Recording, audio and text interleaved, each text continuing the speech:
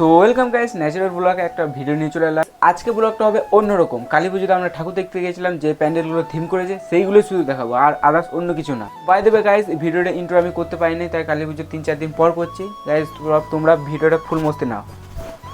Guys প্রথমেই বলি, ভিডিওটা অন্যরকম হবে। অন্যরকম বলতে অনেকটা অন্যরকম, জাস্ট শুধুমাত্র প্যান্ডেলের থিম দেখাবো, আর আদার্স অন্য কিছু দেখাবো না। গাইস তোমরা ভিডিওটা মস্তি নাও, আর ভিডিওটা যদি ভালো লেগে থাকে লাইক করে দিও। গাইস তোমরা এই ভিডিওতে দুটো ভূতের থিম দেখতে পাবে। প্রথম এটা,